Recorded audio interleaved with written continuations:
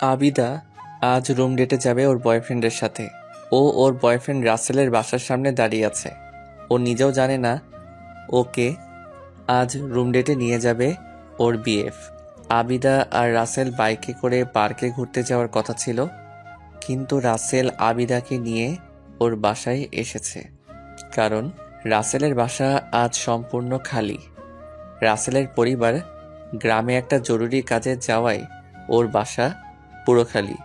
সেই সুযোগেই ওদের 1.5 বছরের সম্পর্ককে আজ রাসেল অন্তিম রেখা পার করবে, যেটা করার জন্য ও রীতিমতো পাগল হয়ে আছে। আজ ও আবিদাকে সম্পূর্ণ ভোগ করবে, কোনো বিরাম চিহ্ন থাকবে না এই ভোগে। এতদিনের মনের খায়েশ আজ পূর্ণ করবে রাসেল রুম ডেটে। আবিদা অনেকটা অবাক হয়ে বাইক থেকে নামে আর বলে, রাসেল, আমরা এখানে কেন? এটা তো তোমার বাসা। আমরা না পার্কে যাব? তাহলে এখানে? রাসেল হেলমেটটা খুলে বাইকের উপর রেখে আবিদার কাছে এসে হাসতে হাসতে বলে, আমার বাসা আজ খালি, কেউ নেই। 48 ঘন্টায় কেউ আসবেও না। আজ তোমাকে অনেক মজা দিব, চলো। আবিদা 2 পা পিছিয়ে যায় আর ভয়াতুর কণ্ঠে বলে, মানে? ছি ছি রাসেল, কি বলছো? বিয়ের আগে এসব বাজে কাজ? অসম্ভব, আমি ওরকম মেয়ে না। তোমার মতো মডার্ন মেয়ের মুখে এসব কথা মানায় না। আর রাখো তোমার বিয়ে শাদী, আসো তো। আর সইছে না।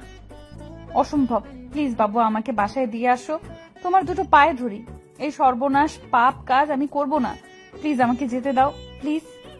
ওই আবিদা কেঁদে দেয় রাসেলের মুখে বিশ্রী গালি শুনে।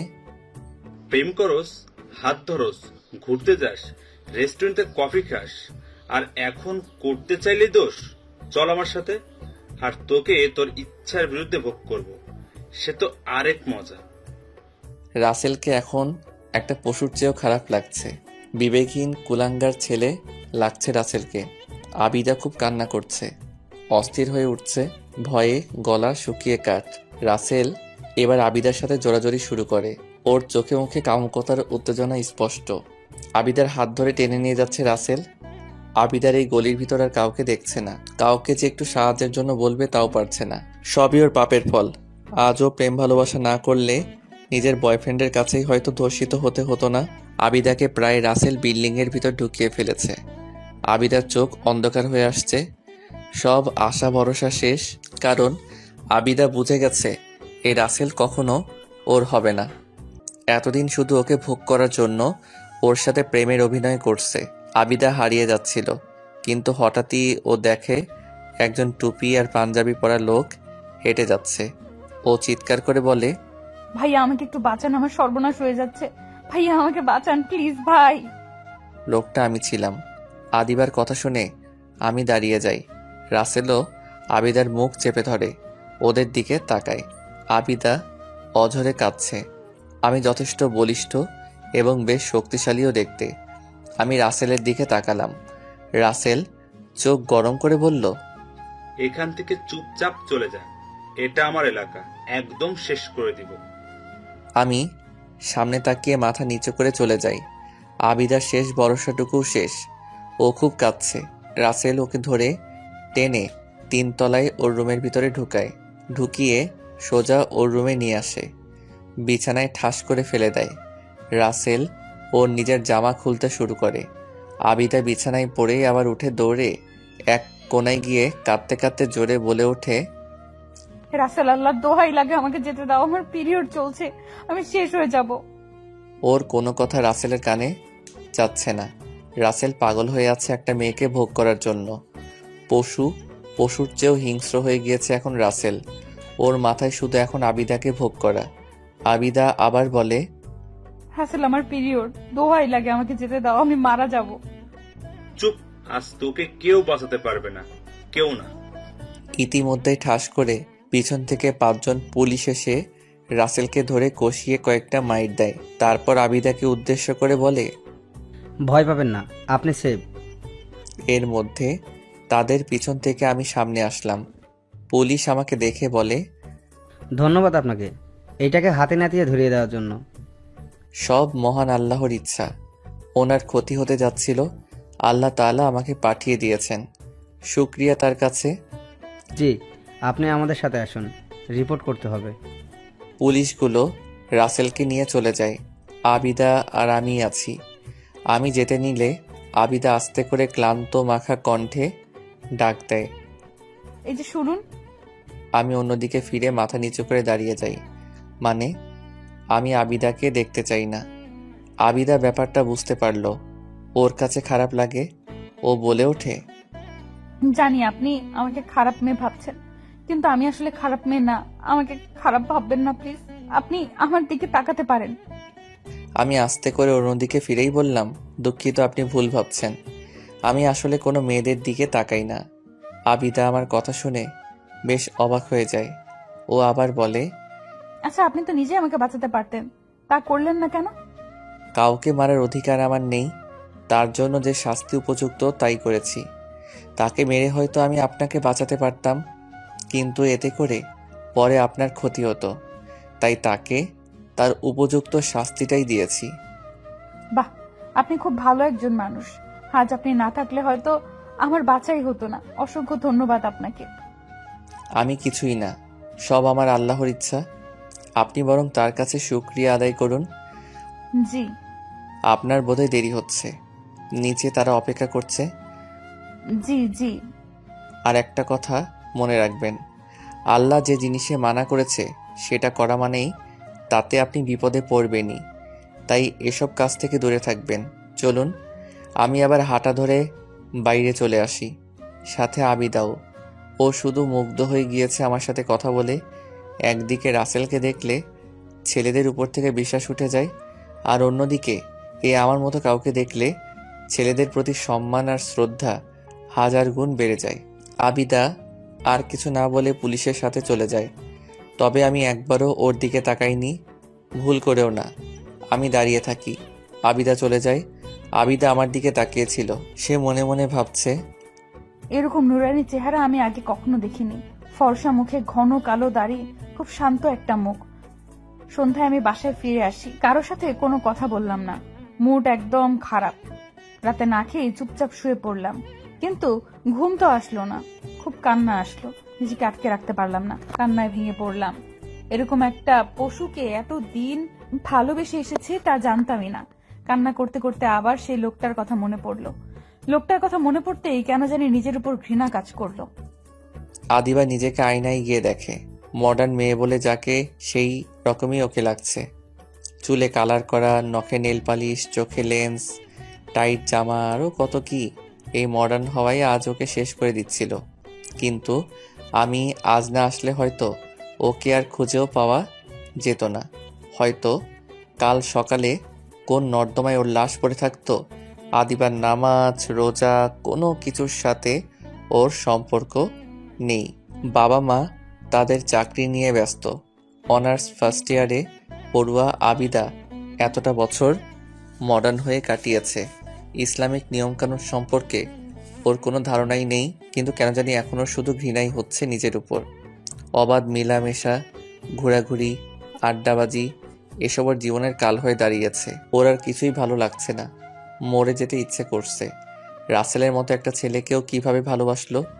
আবিদা কাঁদতে কাঁদতে একসময় ঘুমিয়ে পড়ে, কিন্তু ওর মনের মধ্যে আমার সাথে আর একবার দেখা করার জন্য ইচ্ছা হয়। অনিশ্চিত এই ইচ্ছা নিয়ে আবিদা ঘুমিয়ে পড়ে। এরপর কয়েকদিন চলে যায়। আবিদা নিজেকে রুমের ভিতরে বন্দি করে ফেলে। ওর বাবা মা ব্যাপারটা বুঝতে পেরে ওকে প্রেশার দিয়ে সবটা জানে। ওর বাবা সিদ্ধান্ত নেয় ওকে খুব দ্রুত বিয়ে দিয়ে দিবে। তার এক বন্ধুর ছেলের সাথে আবিদার বিয়ে দিতে চাচ্ছে। আবিদা ওর বাবাকে বলে কিছুটা সময় নেয়, কারণ ও আমার সাথে একটু দেখা করতে চায়।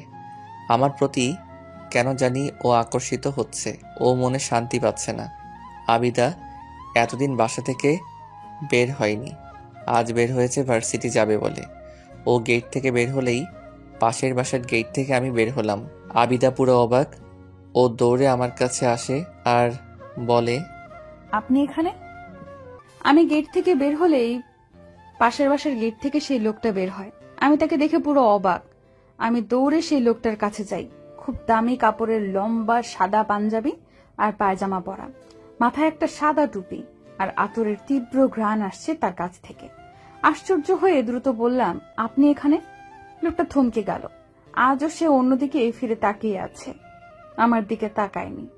সে আস্তে করে বলল, দুঃখিত, আমি আপনাকে চিনতে পারিনি। পারবেনও বা কিভাবে? আমার দিকে একবার তাকালে না চিনবেন? আচ্ছা যাই হোক, আমি বলছি, আমি সেই মেয়েটা যাকে আপনি একটা খারাপ ছেলের হাত থেকে বাঁচিয়েছিলেন, পুলিশে দিয়েছিলেন, মনে পড়েছে? জি পড়েছে। আপনি এখন ভালো আছেন তো? জি আছি। আমি এখন খুব খুশি, জানেন? না, কেন? আসলে আপনাকেই খুঁজছিলাম, এভাবে দেখা হবে ভাবিনি। আপনি কি এই বাড়িতে থাকেন? আজ সকালে এসেছি। বাহ, এটা আমাদের বাড়ি। আপনার আর আমার বাসা একদম পাশাপাশি। ও আচ্ছা, ভালো থাকবেন। আমি আসি, একটু কাজ আছে। আরে দাঁড়ান দাঁড়ান, আপনার নামটাই তো জানা হলো না। আপনার নাম কি? জি, প্রান্ত আহমেদ। বাহ, খুব সুন্দর নাম। আমি আদিবা চৌধুরী। আচ্ছা, তাহলে আসি আমি। ভালো থাকবেন। আসসালামু আলাইকুম। ওয়ালাইকুম আসসালাম। প্রান্ত চলে যায়, রীতিমতো ভাগে আর কি।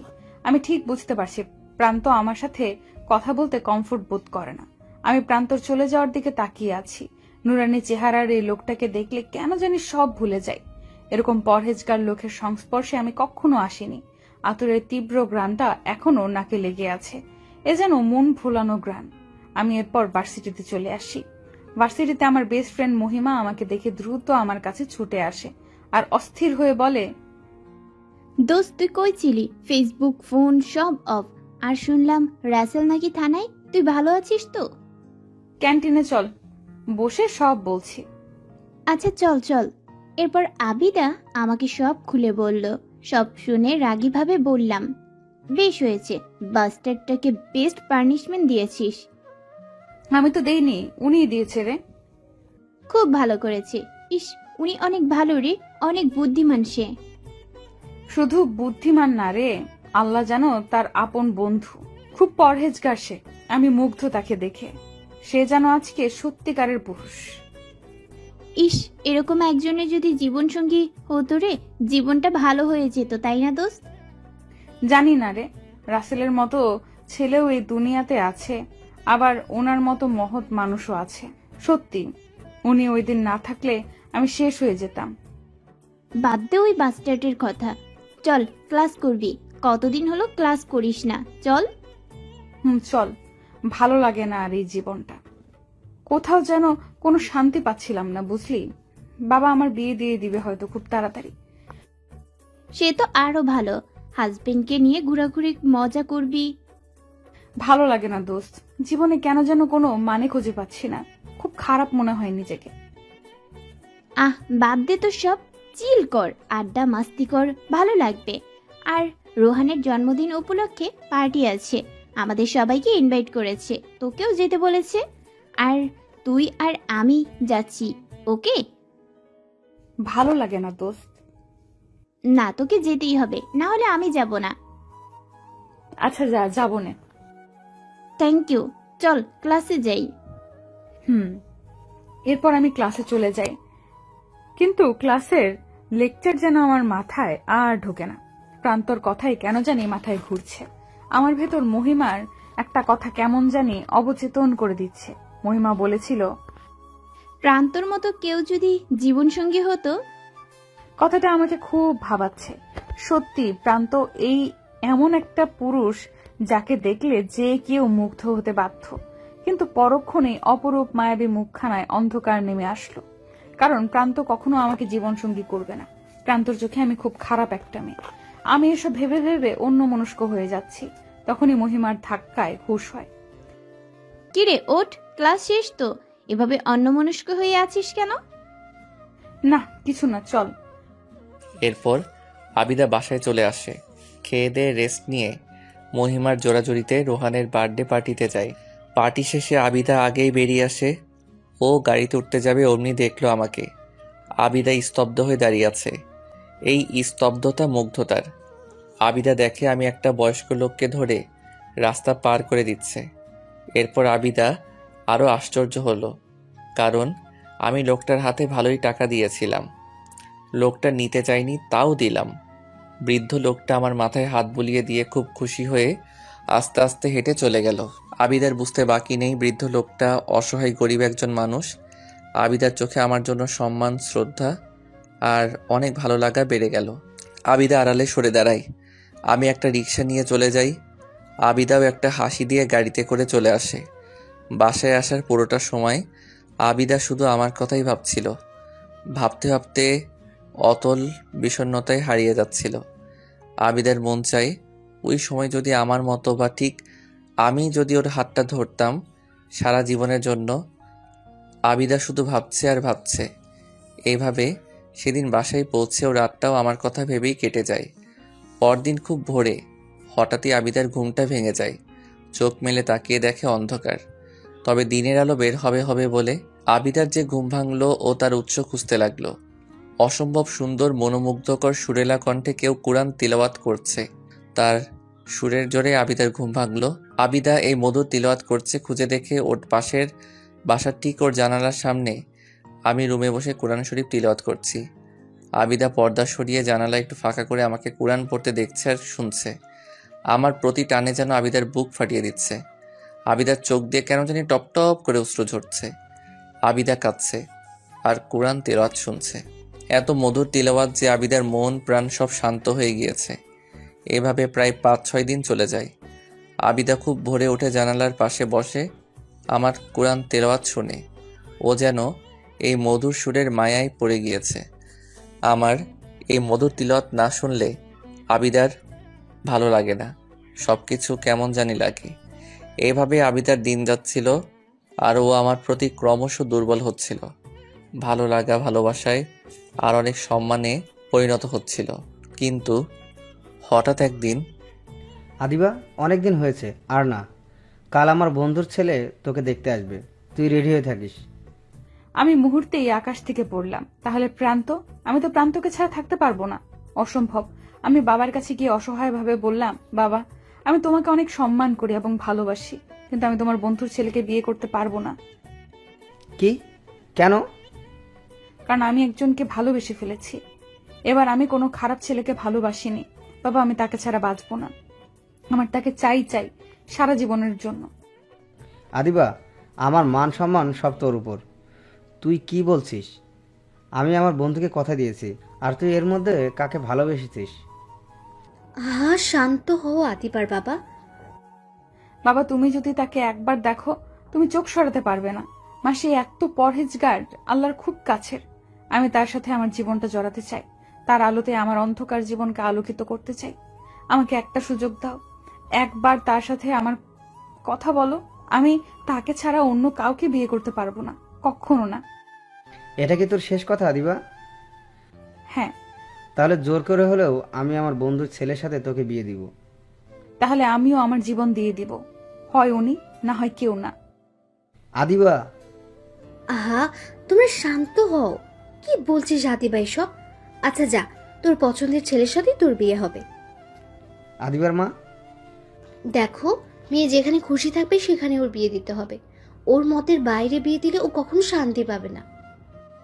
আমার কোনো মূল্যই নেই তোমাদের কাছে? বাবা আছে, কোটি কোটি বার আছে। বাবা প্লিজ একবার দেখা করো। আচ্ছা বল, কে? আমাদের পাশের বিল্ডিং এ, মানে হাবিব আঙ্কেলের বাড়িতে একজন হুজুর টাইপ ছেলেকে দেখেছো? সবসময় পাঞ্জাবি টুপি পরে থাকে। হ্যাঁ, সে তো বেশ এলেমদার, খুব ভালো একটা ছেলে। সেদিন আমাকে সালাম দিয়েছে। ওর চেহারায় নুরানি একটা ভাব আছে। খুব শান্তি পেয়েছি ওর সাথে একটু কথা বলে। তাহলে এই এলেমদার ছেলেকে তুই পছন্দ করিস? হ্যাঁ বাবা। তাহলে আর চিন্তা করিস না, ওর সাথে তোর বিয়ে হবে। আজ রাতে আমি আর তোর মা ওর বাসায় যাব, দেখি ওর বাবা মা কি বলে। আশা করি না করবে না। Thank you thank you thank you so much বাবা। রাতে হয়েছে, যা। তোমরা বাবা মেয়েরা পারো বটে। আমি অধীর আগ্রহে বসে আছি সোফাতে। সে 8টায় গিয়েছে বাবা মা, এখন 10টা বাজে, কিন্তু এখনো আসেনি তারা। আমি অস্থির হয়ে আছি, কেমন এক আশ্চর্য উত্তেজনা কাজ করছে। আমি ওদিক ওদিক হাঁটাহাঁটি করছি।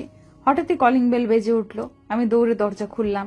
আমি দেখলাম বাবা মার মুখে কোনো হাসি নেই, একদম ফ্যাকাশে হয়ে আছে। আমার হৃদস্পন্দন ক্রমশ বেড়েই চলেছে অজানা এক ভয়ে। বাবা মা সোফায় এসে দুম করে বসে পড়ল। আমি দরজা দিয়ে দ্রুত তাদের সামনে এসে কিছু বলবো তার আগেই ওর বাবা বলে ওঠে, দেখ মা, তুই প্রান্তকে ভুলে যা। কাল আমার বন্ধুর ছেলের সাথে তোর বিয়ে ফাইনাল করে আসবো। আমি স্তব্ধ হয়ে যাই, কি বলবো বুঝতে পারছি না। তাও নিজেকে সামলে বললাম, কেন, কি হয়েছে? সে না করে দিয়েছে? না করার আর কিছুই নেই, তুই নিজেই প্রান্তকে বিয়ে করতে চাইবি না। মানে কি বলছো বাবা? আমি কিছু বুঝতে পারছি না। মা আদিবা, তুই কি প্রান্তর সবকিছু জানতি? কি জানবো মা, বলো। চুপ করে আছো কেন? বলো বাবা, তুমি বলো প্লিজ, চুপ করে থেকো না, বলো। প্রান্তর 5 বছরের একটা মেয়ে আছে। কি? আমি ঠাস করে সোফার উপর বসে পড়লাম। আমার নিজের কানকে বিশ্বাস হচ্ছে না। আমি ঠিক শুনলাম? প্রান্তর একটা মেয়ে আছে, তাও 5 বছরের? মা উঠে এসে আমার পাশে বসলো। মা আমার কথায় আস্তে করে মাথায় হাত বুলিয়ে দেয়। আমি কাঁদছি নিঃশব্দে। মা বলল, প্রান্ত আজ থেকে 6 বছর আগে বিয়ে করে। ওর স্ত্রী বাবুকে জন্ম দেওয়ার সময় খুব অসুস্থ হয়ে পড়ে। এতটা অসুস্থ হয়ে পড়ে যে আল্লাহ তাকে নিয়েই যায়, কিন্তু একটা মেয়েকে প্রান্তর কোলে দিয়ে যায়। মায়ের মুখে এ কথা শুনে আমি ভীষণ আশ্চর্য হয়ে মায়ের দিকে তাকাই আর বললাম, ওনার স্ত্রী বেঁচে নেই? মেয়েটার কোনো মা নেই? না রে মা, কি সুন্দর মেয়েটা, অসম্ভব সুন্দর। আমি সোফায় হেলান দিয়ে চোখ অফ করে বসে আছি। বাবা বলে উঠল, তাহলে আমি আমার বন্ধুকে জানিয়ে দেই কালকে ওদের বিয়ে হচ্ছে। না বাবা, কি মানে? আমি ওনাকেই বিয়ে করব, শুধু ওনার মেয়ের মা হব আমি। কি হয়েছে, ওনার বিয়ে হয়েছে আগে, আরেকবার করতে সমস্যা নেই। আমি ওনাকেই বিয়ে করব, আমার ওনাকেই চাই। তুই কি বলছিস জানিস? ভেবেচিন্তে বলছিস? প্রান্ত তোকে কখনো মেনে নিবে না। তোর কি মনে হয় প্রান্তকে আমরা সে কথা বলিনি? প্রান্তকে বলেছি আমি যে বাবা, এত সুন্দর মেয়েটা তোমার মা ছাড়া এত বছর ছিল, আমার মেয়েটাকে ওর মা করে দাও। মায়ের আদুরি মেয়েটা খুব ভালো থাকবে। কিন্তু প্রান্ত স্পষ্টভাবে বলে দিয়েছে ও কখনো আর কাউকে বিয়ে করতে পারবে না। ওর স্ত্রীকে প্রচন্ড ভালোবাসে, দ্বিতীয় কাউকে ভালোবাসার প্রশ্নই ওঠে না। আমি স্তব্ধ হয়ে আছি, কি বলবো আর। অনেকক্ষণ চুপচাপ বসে থেকে বলে উঠলাম, বাবা আমি চেষ্টা করব, আমি চেষ্টা করতে চাই। ওনার মতো একজন মানুষের স্ত্রী হওয়া ভাগ্যের ব্যাপার। আমি ওনার স্ত্রী হয়েই ছাড়বো, দেখো। শুধু তোমরা একটু সাপোর্ট দিও, আর কিছু চাই না। আমরা দুজন তো সবসময় তোর পাশে আছি, দেখ ছেলেটা রাজি হয় কিনা। আমার তো খুব ভাল লেগেছে ছেলেটাকে, কি অমায়িক আচরণ। আহা, এরকম একটা জামাই আমাদের বাড়ির হলে সবার জন্য ভালো। ঠিক বলেছ আবিদার মা। আবিদা, যা, দোয়া করে দিলাম মা তোকে, জিতে আসবি। থ্যাংক ইউ বাবা। পরদিন প্রান্তর বাসায়। প্রান্তর মা দরজা খুলে তাকিয়ে দেখে আমি, কিন্তু সে আমাকে চিনতে পারেনি। তাই তিনি বললেন, কে তুমি মা, কি দরকার? আন্টি আমি আবিদা। গতকাল আমার বাবা মা এসেছিল, ভেতরে আসতে পারি? ওমা তাই? হ্যাঁ আসো আসো। আদিবা ভেতরে আসে। আমি আদিবাকে নিয়ে সোফায় বসালাম।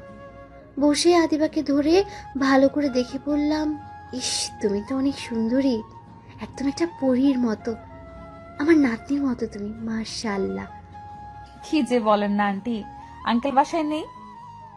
তোমার আঙ্কেল তো বেঁচে নেই। প্রান্ত আমার একমাত্র ছেলে, ওইসব আমার, ও আর ওর মেয়ে ছাড়া আমাদের আর কেউ নেই। কে বলেছে? আমিও আছি। আচ্ছা আন্টি না মা বলে ডাকি আপনাকে? প্রান্তর মা অনেক খুশি হন। তিনি আবিদার মাথায় হাত বুলিয়ে দিয়ে আদুরে কণ্ঠে বলেন, ডাকো মা ডাকো, কোনো সমস্যা নেই। উনি কি বাসায়? না, অফিসে গেছে ও, খুব পরিশ্রম করে আমার ছেলেটা। আচ্ছা উনি কি আমাকে মেনে নিবেন না মা? আমি যে ওনাকে অনেক ভালোবাসি, অনেক পছন্দ করি। ওনার কোরআন তেলাওয়াত না শুনলে আমার দিন ভালো যায় না। মা সত্যি বলতে ছেলেটা আমার অনেক শক্ত। ও রুমকে প্রচন্ড ভালোবাসতো, এখনো বাসে। রুমি ছাড়া ও মনে হয় না আর কাউকে মেনে নেবে। আমি 1000বার চেষ্টা করেছি আমার নাতনির জন্য একটা মা আনার, কিন্তু ছেলেটা কোনোভাবেই মানে না। তাই এখন হাল ছেড়ে দিয়েছি। ও মনে হয় না দ্বিতীয়বার আর বিয়ে করবে। আমি ভেতর থেকে অনেক দুর্বল হয়ে পড়লাম। চারদিক কেমন শূন্য হয়ে আসছে। কোনো উপায় কি নেই? আমি মাকে অসহায় প্রশ্ন করলাম, মা কোনো উপায় কি নেই তার মনে আমার জন্য একটু জায়গা করার? বলুন না প্লিজ। প্রান্তর মা আমার অশ্রুসিক্ত নয়নের দিকে তাকিয়ে উজ্জীবিত হয়ে বললেন। উপায় একটা আছে।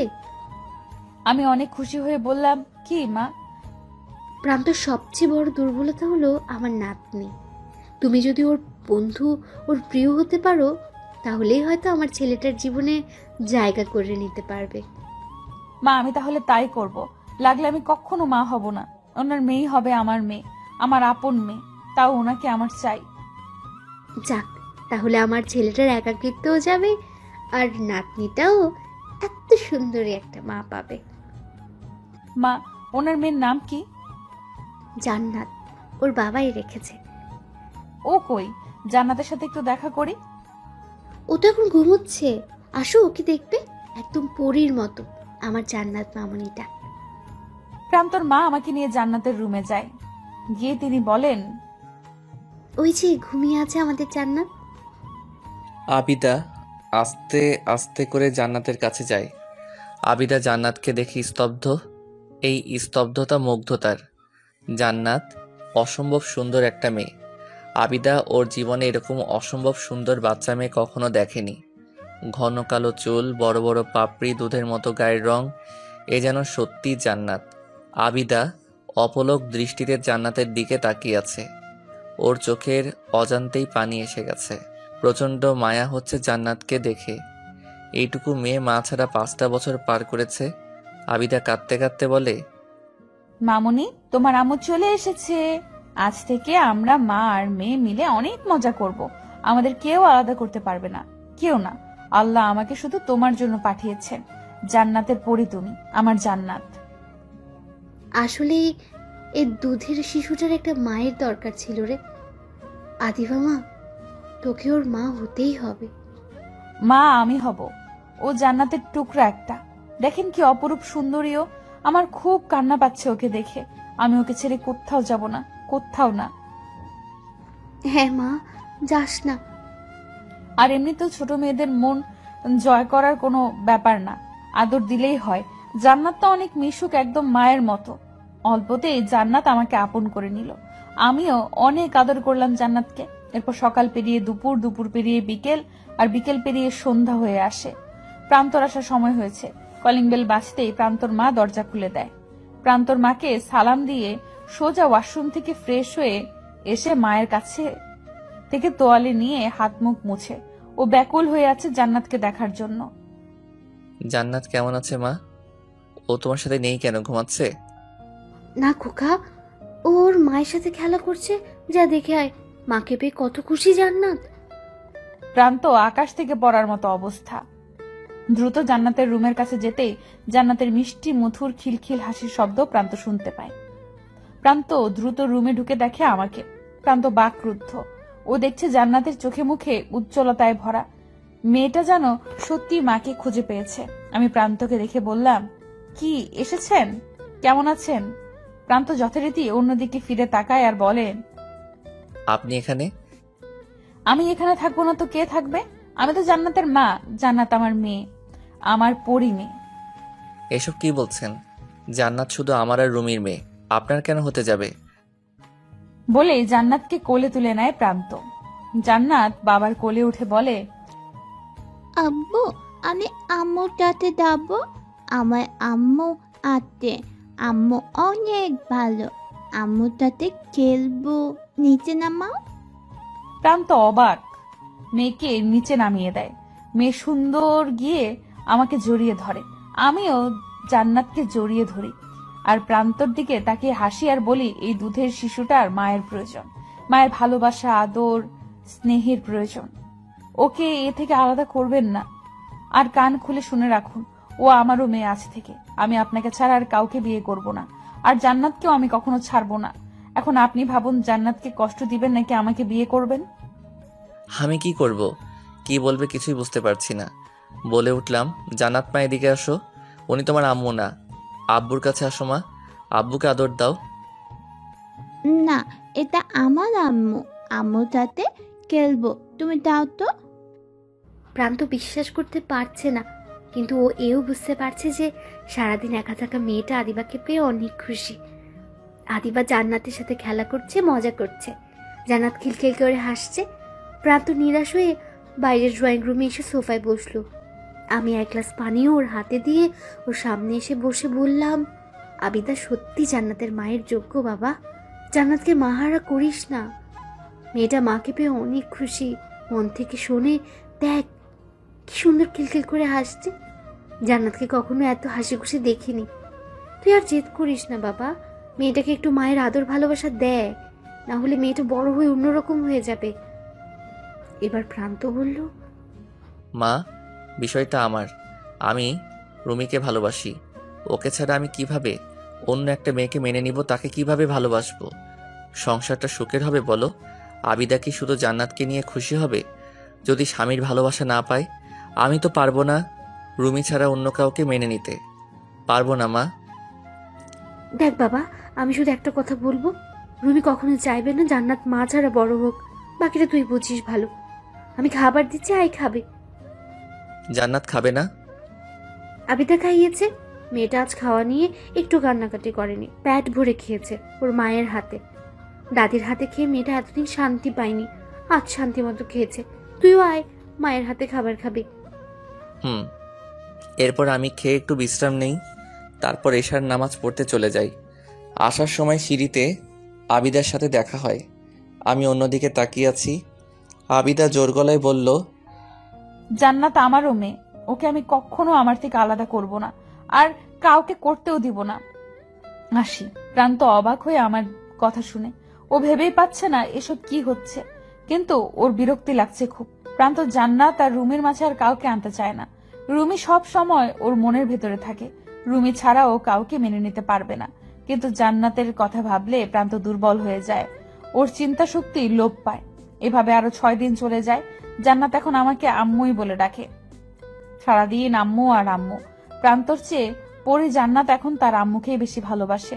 প্রান্ত কেন জানি মানতে পারছে না। ও খুব বিরক্ত হয়ে উঠেছে, আর পারছেই না।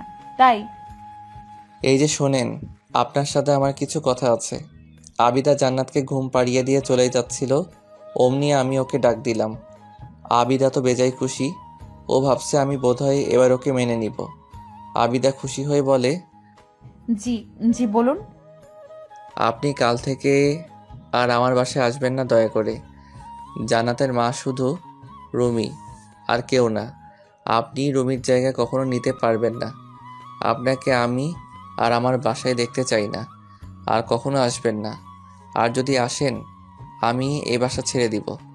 এ কথা শুনে আবিদা আর নিজেকে ধরে রাখতে পারল না, কান্নায় ভেঙে পড়ে। পিছনে দাঁড়িয়ে সব শুনে আবিদা কাঁদতে কাঁদতে বলে, ঠিক আছে, আর কখনো আপনি আমাকে দেখতে পাবেন না, চলে যাচ্ছি বলেই কাঁদতে কাঁদতে চলে গেলাম।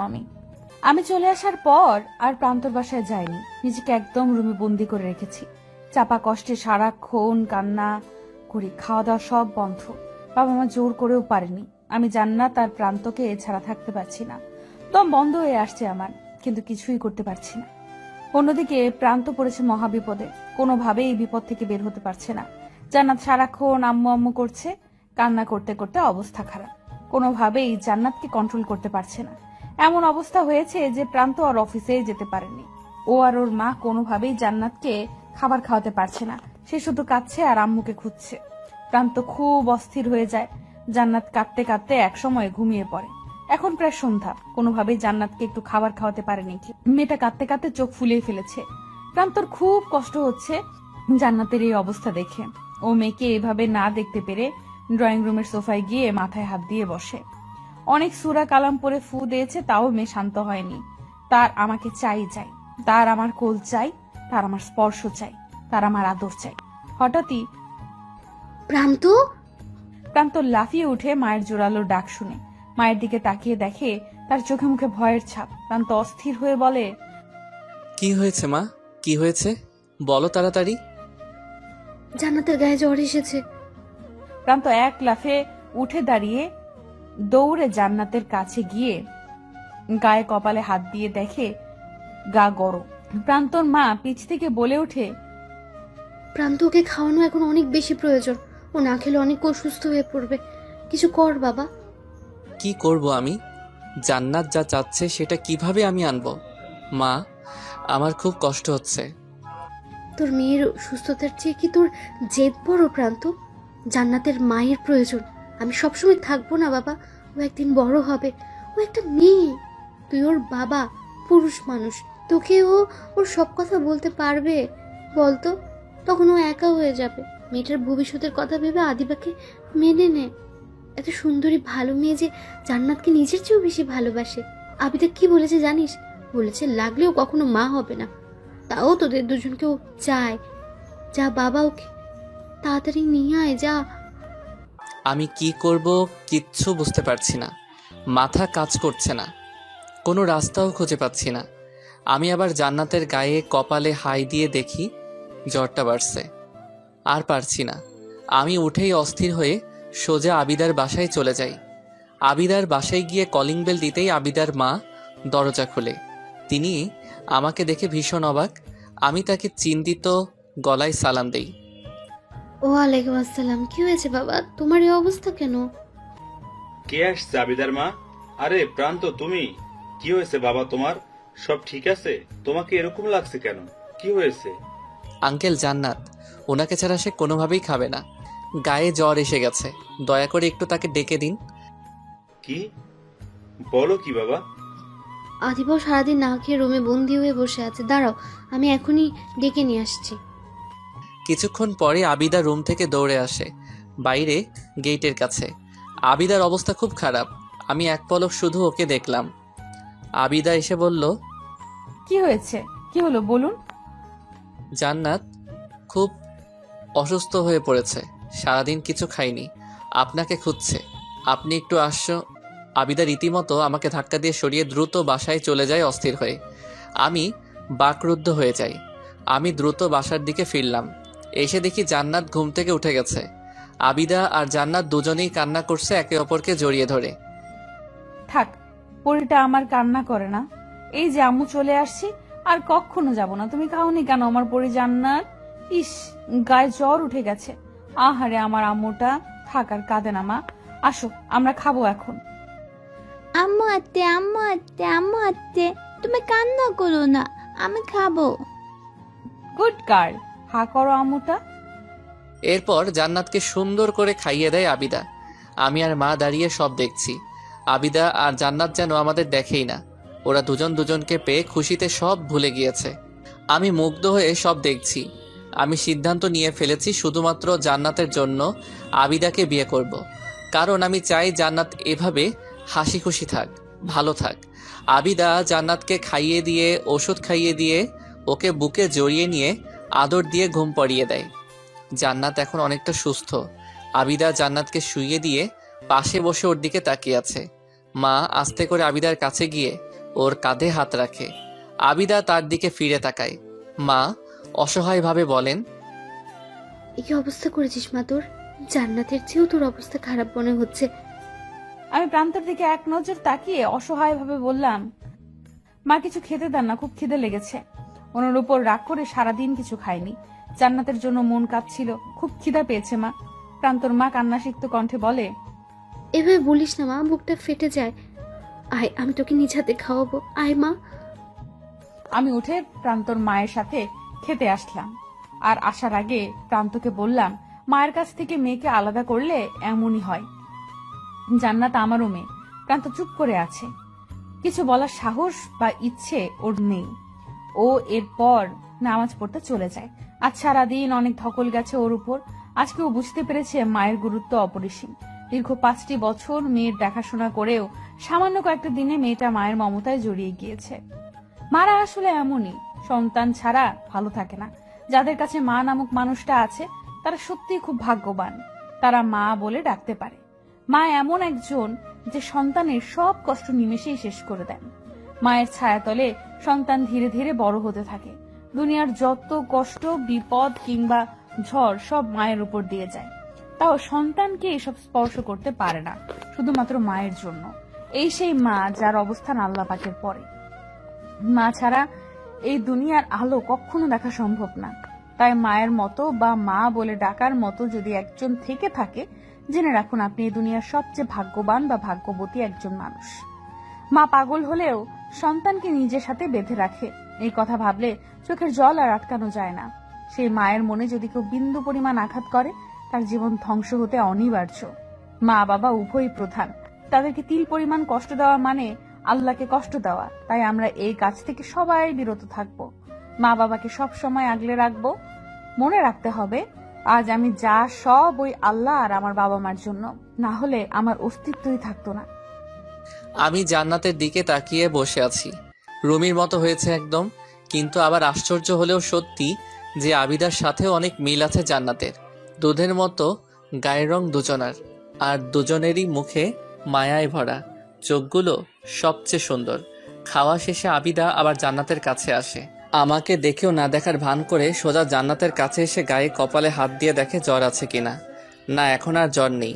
আবিদা জান্নাতের নরম তুলতুলে গালে একটা চুমু দিয়ে কিছুক্ষণ তাকিয়ে দেখে। জান্নাতের টুকরা একটা।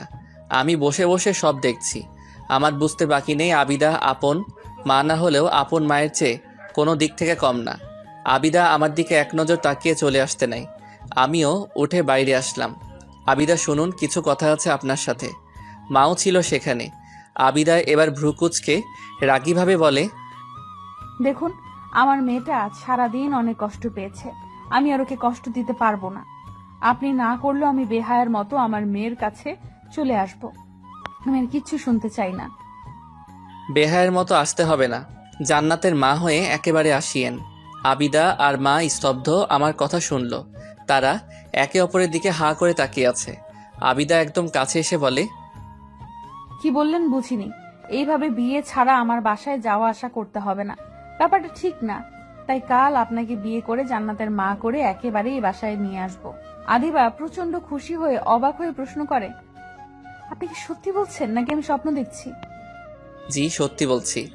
জান্নাতের মা হওয়ার সব যোগ্যতা আপনার আছে। আবিদা মায়ের কাছে গিয়ে বলে, ও মা, তুমি ওকে শুনছো? উনি আমাকে বিয়ে করবে, আমি জান্নাতের মা হব, তুমি শুনছো? প্রান্তর মাও খুশিতে চোখের জল ছেড়ে দিয়ে মাথা নাড়িয়ে হ্যাঁ বলে। আমি তাকে জড়িয়ে ধরি খুশিতে। হঠাৎ প্রান্ত বলে ওঠে, কিন্তু আমার কিছু শর্ত আছে, যা না মানলে এই বিয়ে সম্ভব না। আবিদা আমার সামনে এসে ভয়াতুর কণ্ঠে বলে, কি শর্ত? আপনাকে সম্পূর্ণ ইসলামিক নিয়মকানুন মেনে চলতে হবে। মডার্ন কোনো কিছু করা বা পড়া যাবে না, মানে খোলামেলাভাবে চলাফেরা করা যাবে না। জানি আপনি পারবেন না, তাও এই শর্ত না মানলে। আমি রাজি, লাগবে না আমার ওই নরকের জীবন। ওখানে কোনো শান্তি পাইনি আমি। আমার শান্তি আপনারা। আমি সব শর্তে রাজি, তবে আমারও যে একটা শর্ত আছে। কি শর্ত? আপনি আমাকে ঠিক আপনার মতো পরহেজগার বানাবেন, আমাকে কোরআন পড়া শেখাবেন, একদম আপনার মতো বানাবেন আমাকে। কি রাজি? প্রান্ত ছোট্ট একটা হাসি দিয়ে বলে, রাজি। তখন মা বলে ওঠে খুশিতে, আলহামদুলিল্লাহ। আবিদা মা, যা তোর বাবা মাকে খুশির সংবাদটা দিয়ে আয়, গিয়ে বল পাথর গলে গিয়েছে। আবিদা খুশিতে মাকে জড়িয়ে ধরে। তারপর দ্রুত বাসায় চলে যায় এবং গিয়ে সব বলে। এরপর দিন সত্যি সত্যি আবিদা আর আমার বিয়ে হয় সম্পূর্ণ ইসলামিক নিয়মে। আবিদার বাবা আমাকে তাদের বাসায় এসে থাকতে বলে, কিন্তু আমি সম্পূর্ণ নাখোশ। আমি তার বাসায় আবিদাকে নিয়ে থাকবো। আমি যা আয় করি তাতেই সবার আনন্দে চলে যাবে। আবিদা আজ অসম্ভব খুশি। ওর খুশি আজ হিসাবের বাইরে। জান্নাতের মতো একটা মেয়ের মা হওয়ার স্বপ্ন ওর সেই বুঝে ওঠার পর থেকে ছিল। আর আমার মতো আল্লাহর ইবাদতকারী স্বামীকে পাওয়া তো সবচেয়ে বড় ভাগ্যের ব্যাপার। আবিদার খুশি যেন আজ শেষ হচ্ছে না। ও আমার রুমে অনেক অজানা ইচ্ছা আর স্বপ্ন নিয়ে বসে আছে। অপেক্ষা শুধু আমার। আবিদার এই খুশি সত্যি কি টিকে থাকবে নাকি আয়নার মতো ভেঙে যাবে? এখন অপেক্ষা শুধু আমার। আমার মাথায় হাজারো চিন্তা লাঠি মেয়ের মতো ঘুরপাক খাচ্ছে। মাঝে মাঝে উত্তেজনায় উৎফুল্ল হচ্ছি। আজ আমার জীবনের একটা বিশেষ রাত। প্রান্তর মতো একজনের সাথে আমি আমার সবটা দিয়ে দিব। আমার ভালোবাসা আজ পূর্ণতা পাবে, কারণ প্রান্ত আমাকে মেনে নিয়েছে। আমি আজ অনেক অনেক খুশি। মিটমিট করে দুষ্টু হাসি দিচ্ছি, আবার খুব লজ্জাও পাচ্ছি। আবার মনে মনে বলছি, ইস, আজ আমাকে অপ্সরাদের মতো লাগছে। উনি দেখে তো অজ্ঞানী হয়ে যাবে। তাহলে আদর করবে কে? কি যে বলি না আমি। এখনো আসে না কেন উনি? উফ, আমার অপেক্ষার প্রহর যেন শেষই হয় না। একটু পরে প্রান্ত রুমে আসে। আমি দ্রুত উঠে প্রান্তর পা ধরে সালাম করতে নেই। প্রান্ত আমাকে আটকে দিয়ে বলে, ছি ছি, এ কি করছেন? এটা ঘোর পাপ। আর কখনো এ কাজ করবেন না। একমাত্র আমার আল্লাহ ছাড়া আর কারোর সামনে কখনো মাথা নিচু করবেন না, ভুলেও না। মুখ দিয়ে শুধু সালাম দিলেই হবে। এসব কুসংস্কার আর পাপ। আচ্ছা সরি, আমি এতদিন ভুল জানতাম। তাহলে সালাম দিচ্ছি। আসসালামু আলাইকুম। ওয়ালাইকুম আসসালাম। আবিদা সালাম দিয়ে আবার চুপচাপ বিছানায় গিয়ে ঘুমটা টেনে বসে পড়ে। ওর হৃদস্পন্দন ক্রমশ বাড়ছে। অজানা খুশি ওকে উত্তেজিত করছে। অনেকটা সময় গেল, কিন্তু আবিদার ঘুমটা আমি উঠাচ্ছি না, এমনকি ওর কাছেও আসছি না। আবিদা আস্তে করে বলে ওঠে, এই যে আপনি কই, আমাকে দেখবেন না? আমার ঘোমটাটা তুলুন, আপনার জন্য খুব সুন্দর করে সেজেছি। বেশি মেকআপ করিনি, জানি আপনার পছন্দ না, একদম হালকা করেছি। আমি মেকআপ ছাড়াই অনেক সুন্দরী। একটু ঘোমটাটা তুলে দেখুন। ক্ষমা করবেন, আমি আপনাকে দেখতে পারবো না। আমি আমার রুমি ছাড়া কারো দিকে তাকাতে পারবো না, কখনো না। এ কথা শোনা মাত্রই আমার বুকে ছ্যাদ করে ওঠে। খুব কষ্ট পাই আমি, তাও নিজেকে সামলে গলাটা একটু শক্ত করে বললাম, আমি আপনার বিবাহিত স্ত্রী। আপনার সামনে আমি 24 ঘন্টা থাকবো। আপনি কতক্ষণ আমাকে না দেখে থাকবেন? ভালোভাবে বলছি, এসে দেখেন আমাকে, নাহলে কিন্তু বাপের বাড়ি চলে যাব, পাশেই আছে। পরে জান্নাত আবার কান্না করবে। না না, কি বলছেন? কিন্তু কোনো কিন্তু নাই, আমি আপনার বিবাহিত স্ত্রী। আমাকে দেখবেন না, এটা কোনো কথা? আপনি আমাকে আরবি শেখাবেন, নামাজ পড়া শেখাবেন, তখন কি অন্যদিকে তাকিয়ে ভূতেদের শেখাবেন? আমি মনে মনে ভাবছি, আসলেই তো, সে তো সবসময় এখন আমার সামনে থাকবে, আর এখন সে তো আমার স্ত্রী, তাকে না দেখে উপায় নেই। আচ্ছা, তুলে দিচ্ছি আপনার ঘুমটা। তুললেই হবে না, মন ভরে দেখতেও হবে। এরপর প্রান্ত আমার কাছে এসে বসে। আমার বুক ধুকপুক ধুকপুক করছে। প্রান্ত আস্তে করে আমার ঘুমটাটা তুলে দেয়। আমি আস্তে করে চোখ খুলে প্রান্তর দিকে তাকাই। প্রান্ত আমার দিকে হা করে তাকিয়ে আছে। আমি লজ্জাসিক্ত ভাবে প্রান্তর দিকে মায়াবী নয়ন কারা চাহনিতে মাদকতা নিয়ে তাকিয়ে আছে। কিন্তু হঠাৎ কি হলো, প্রান্ত আস্তে করে উঠে দাঁড়িয়ে অন্যদিকে চলে গেল। আমি ঠাস করে ঘোর ভেঙে যাওয়ায় আমিও উঠে প্রান্তর পেছনে গিয়ে দাঁড়াই। আমি আস্তে করে বললাম, কি ব্যাপার, চলে এলেন যে? প্রান্ত কিছুক্ষণ পর একটা দীর্ঘ নিঃশ্বাস ছেড়ে বলে, রুমি আমার জীবনের প্রথম মেয়ে, আমার প্রথম ভালোবাসা, আমার স্ত্রী, আমার জান্নাতের মা। বিয়ের আগে কখনো আমি ওকে দেখিনি বা দেখতেও চাইনি। বিয়ের সেদিন রাতে ও কালো একটা বোরখা পরেছিল, আপনার মতোই বসেছিল। সেদিন আমি যে কতটা নার্ভাস ছিলাম, না বলার বাইরে। আমি আস্তে করে ওর সামনে বসি। ও সেদিন প্রথম আমার সামনে, একমাত্র ওর বাবা ছাড়া শুধু আমার সামনে ওর নেকাব তোলে। বিশ্বাস করবেন না, আমি মনে হয় জান্নাতের কোনো অপ্সরাকে আমার সামনে দেখি। ওকে কখনো কেউ দেখেনি। একটা অপরিচিত পুরুষের চোখ ওর উপর কখনো পড়েনি। সেদিন প্রথম আমি ওকে দেখে ওর মায়ায় পড়ে যাই, ভালোবেসে ফেলি। আমি সেদিন কতক্ষণ ওকে দেখেছি জানি না। ওর চোখ দিয়ে সেদিন অশ্রু ঝরছিল, যেমনটা আমারও। আমরা সত্যি হারিয়ে গিয়েছিলাম একে অপরের মাঝে। ও সেই আমার রুমি। আমার রুমির শেষ চিহ্নটুকু হলো জান্নাত। ওকে দেখলে আমার রুমির কথা মনে পড়ে।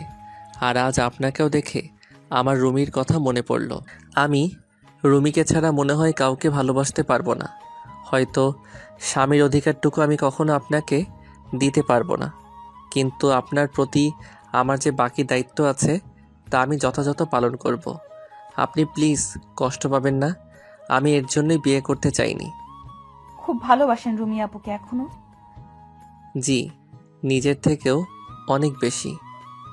আচ্ছা, কোনো সমস্যা নেই, আমার শরীর আপনাকে স্পর্শ করতে হবে না। আমি কখনো বলবোও না। আমার শুধু একটাই চাওয়া, আমাকে আপনার মতো পরহেজগার বানিয়ে দিয়েন, আর রোজ সকালে আপনার মধুর কণ্ঠে কোরআন তেলাওয়াত শুনতে দিয়েন। অবশ্যই দিব। এ কি আপনি কাঁদছেন? খুশিতে। আর একটা জিনিস শেষ চাইতে পারি? আর কখনো কিচ্ছু চাইবো না। কি? আমাকে দয়া করে তুমি বলবেন।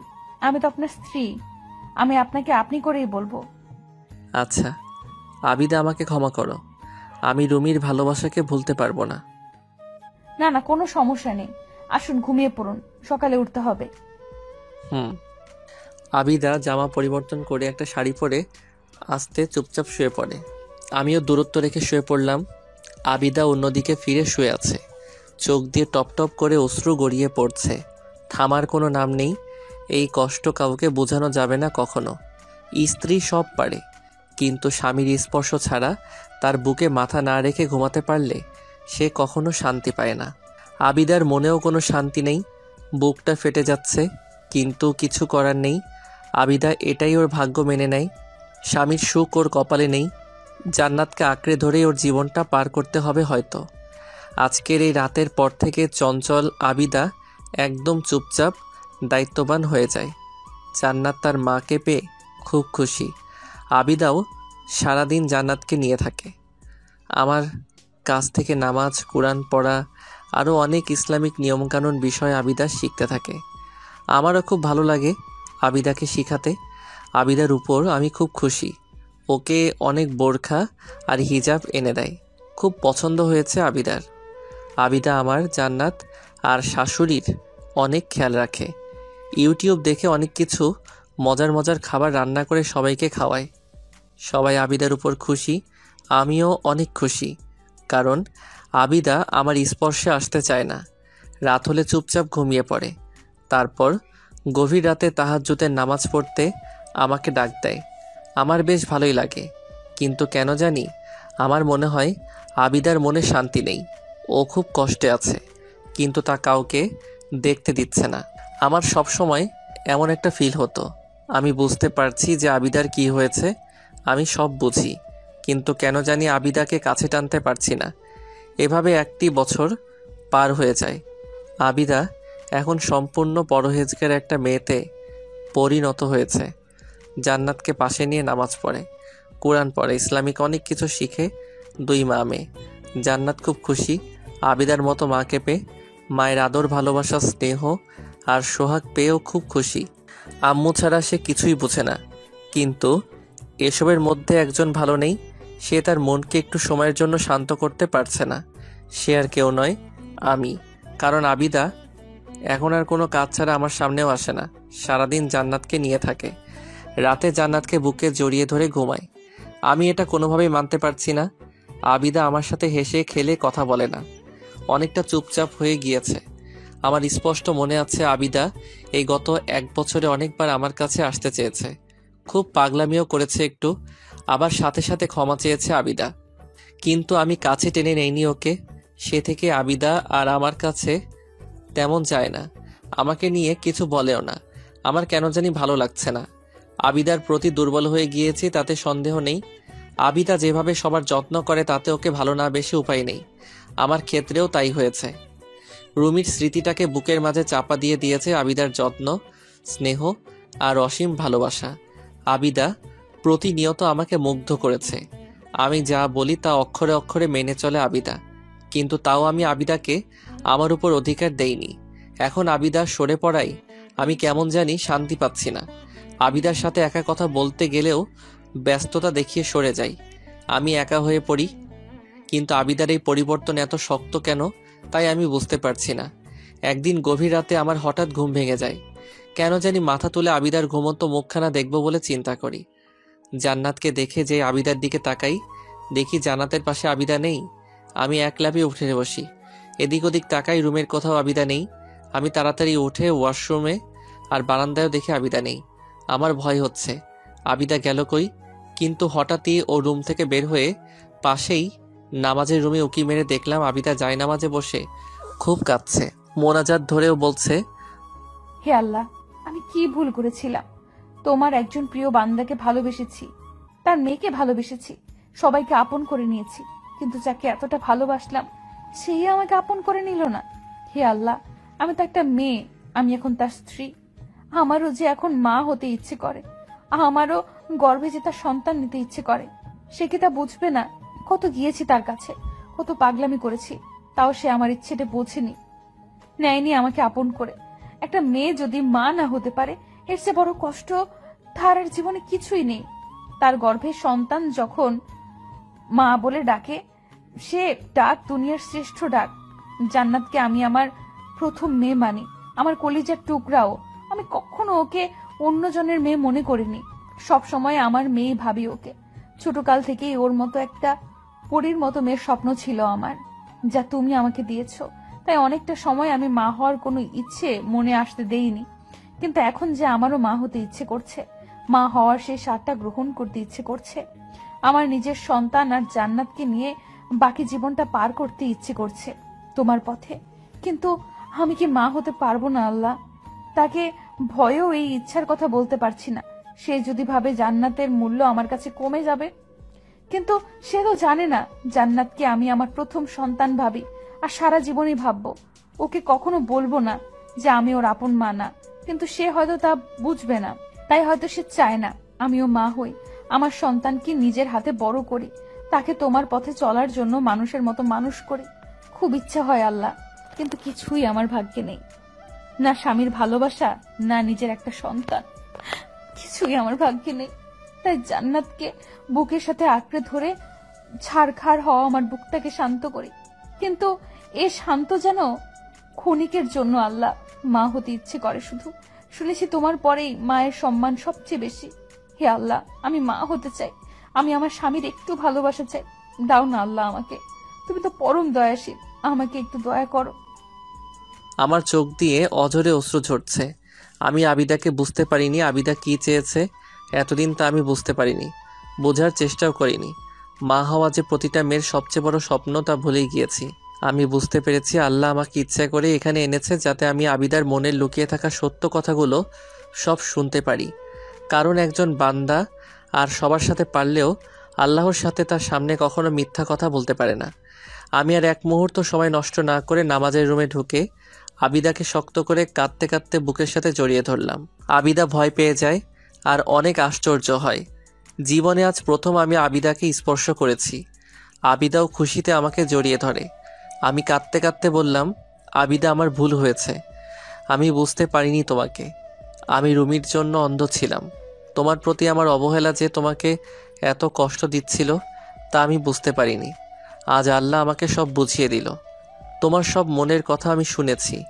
তোমার সব ইচ্ছা আমি পূরণ করব। আবিদা, তুমি মা হবে, আমাদের সন্তান হবে, তোমাকে ভালোবাসবো আমি, আর কখনো অবহেলা করব না। দয়া করে আমাকে মাফ করে দাও। তুমি মাফ না করলে আল্লাহ কখনো আমাকে মাফ করবে না। আবিদা আমার দিকে তাকিয়ে কাঁদতে কাঁদতে বলে, ছি ছি, কি বলছেন? আমি একটুও রাগ নই আপনার উপর। মাফ তো সে কবেই করে দিয়েছি। আপনাকে চোখের সামনে দেখি অনেক। শুধু একটু আপনার ভালোবাসা আর আমাদের সম্পর্কের একটা চিহ্ন চাই। আমাদের সন্তান। আমি কখনো জান্নাতকে তিল পরিমাণ কম ভালোবাসবো না। ও আমাদের কাছে জান্নাতের টুকরা। সত্যি বলছি, ওদের দুজনের মাঝে কখনো ভেদাভেদ হবে না। সব শুনেছি আমি আবিদা, তুমি যা চাইবে ঠিক তাই হবে। আবিদা আমাকে জড়িয়ে ধরে অঝরে কাঁদতে কাঁদতে বলে, খুব ভালোবাসি আপনাকে, খুব। আপনারাই আমার সব। আপনাদের ছাড়া আমি শূন্য। আবিদা, আর আপনি নয়, আজ থেকে তুমি করে বলবে। বলবো। এরপর সময়টা অনেক দ্রুত চলে যায়। আমার জীবনে সেদিন রাতের পর থেকে অনেক বড় একটা পরিবর্তন আসে। আমার মনে হয় আল্লাহ যেন আমাকে ঝুড়ি ভরে অনেক সুখ দিয়েছে। আমি সারাক্ষণ আল্লাহর কাছে শুকরিয়া আদায় করি, তাও কম মনে হয় আমার কাছে। হ্যাঁ, আমার সব ইচ্ছা পূরণ হয়েছে। আমি মা হয়েছি। আল্লাহ আমাকে একটা ছেলে সন্তান দিয়েছে। জান্নাতুর ভাইকে পেয়ে মহা খুশি। আর আমি খুশি স্বামী, মেয়ে আর ছেলেকে পেয়ে। আর আমাদের চারজনকে দেখে সবচেয়ে বেশি খুশি প্রান্তর মা। আর সেই সাথে শেষ হলো আমাদের অসমাপ্ত গল্প। কারণ জীবন কখনো থেমে থাকে না, সেটা চলবে। আমাদের ভালো কর্ম আমাদেরকেও জান্নাত দিবে। আসুন সবাই আল্লাহর পথে চলি, জীবনটাকে সুন্দর করি। কারণ জান্নাত এত সুন্দর যার কিঞ্চিত পরিমাণ দুনিয়াতে দেওয়া মাত্র। ধন্যবাদ সবাইকে আমাদের পাশে থাকার জন্য।